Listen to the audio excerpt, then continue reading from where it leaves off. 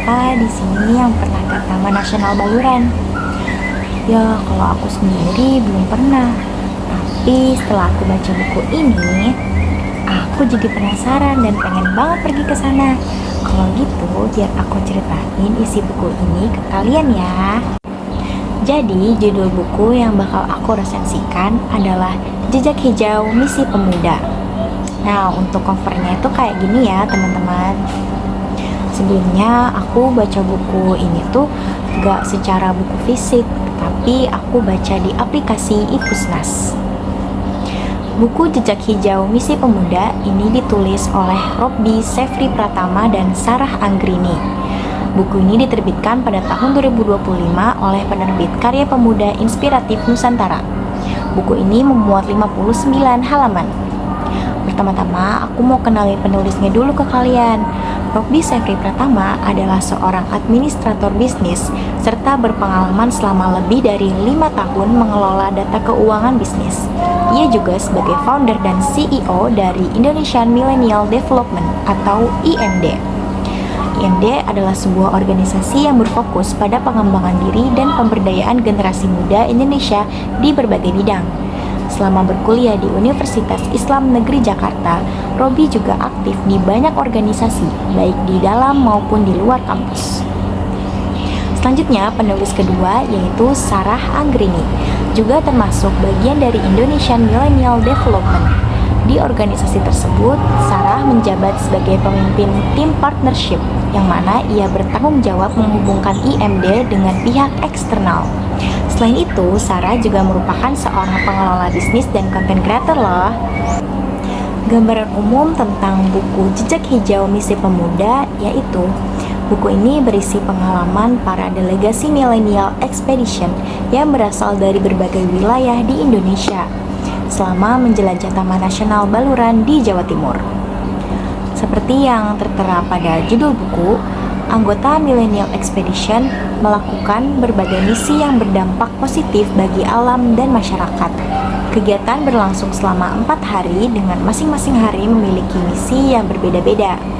Mulai dari eksplorasi, developmental, art and culture performance, clean up beach, dan masih banyak kegiatan bermanfaat lainnya. Buku Jejak Hijau Misi Pemuda ini bertema pengetahuan alam dan disusun dalam 59 halaman. Nah, teman-teman, sekarang aku mau bahas tentang kebahasaan, kelebihan, sama kekurangan dari buku ini ya. Oke, simak ya teman-teman. Nah, yang pertama itu dari aspek bahasanya.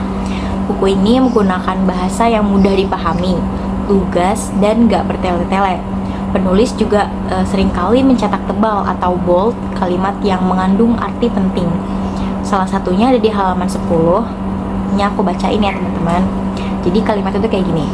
Taman Nasional Baluran adalah salah satu contoh kawasan pelestarian alam yang memiliki ekosistem asli dan dikelola dengan sistem zonasi untuk berbagai tujuan, termasuk penelitian, ilmu pengetahuan, pendidikan, budaya, pariwisata, dan rekreasi. Nah, kalimat tadi itu tuh dicetak tebal di halaman itu. Nah, ini tuh membantu pembaca untuk fokus dan memahami bacaan dengan cepat. Buku ini relevan dengan isu sosial, yaitu kurangnya minat dan kesadaran pemuda dalam menjelajah dan menjaga alam.